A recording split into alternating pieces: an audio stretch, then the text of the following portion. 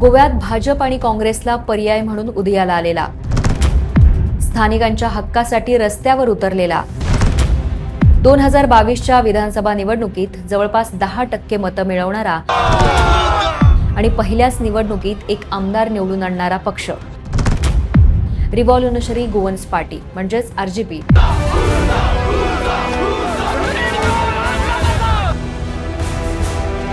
हाच आरजेपी आज मोठ्या संकटात सापडलाय।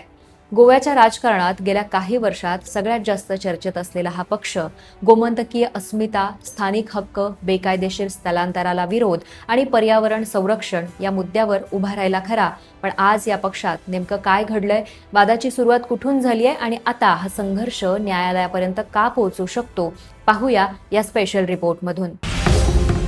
याआधी महाराष्ट्रातही आपण हेच पाहिलंय।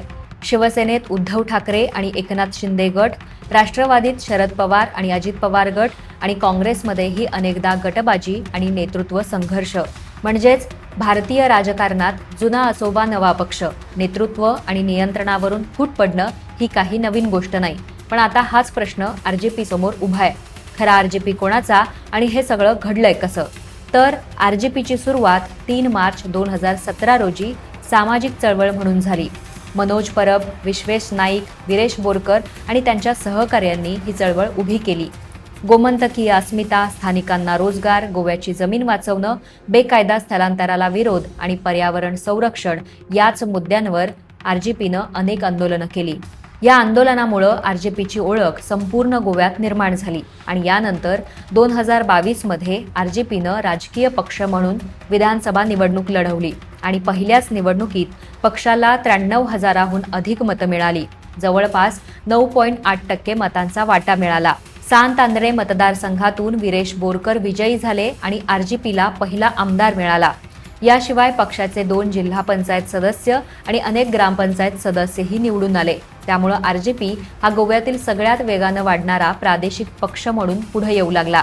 पण याच यशानंतर पक्षात मतभेद सुरू झाले। सुरुवातीला हे मतभेद बंद दाराआड होते, मात्र हळूहळू ते सार्वजनिक झाले। वादाचं पहिलं कारण होतं ते नेतृत्व।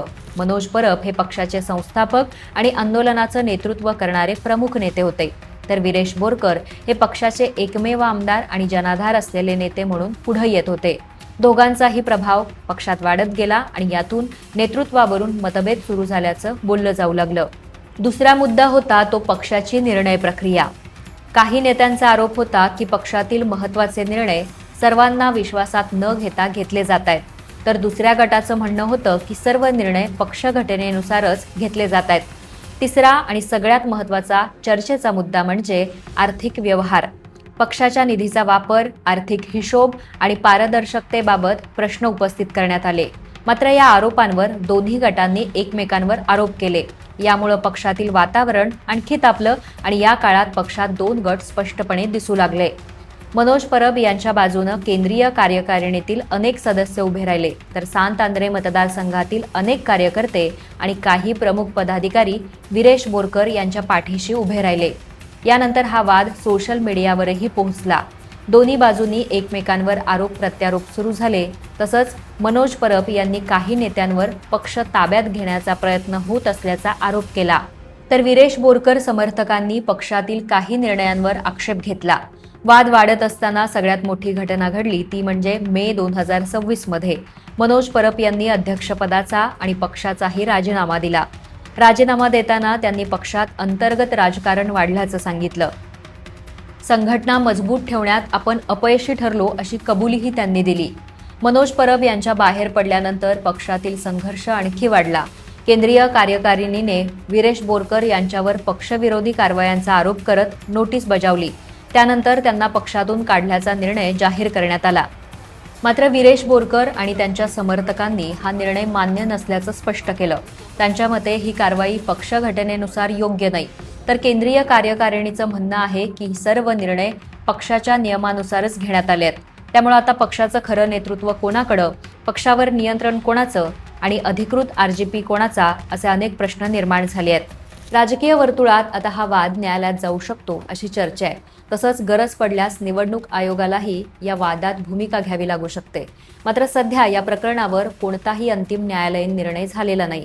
या सगळ्या घडामोडींमध्ये सगळ्यात मोठा प्रश्न हा आहे की 2027च्या विधानसभा निवडणुकीत आरजेपी पूर्वीसारखा ताकदीनं उभा राहणार का, की या अंतर्गत संघर्षामुळे पक्ष आणखी कमकुवत होणार आहे. एकेकाळी परिवर्तनाची आशा म्हणून पुढे आलेल्या आरजेपी समोर आज स्वतःचं अस्तित्व टिकवण्याचं मोठं आव्हान उभं राहिलंय.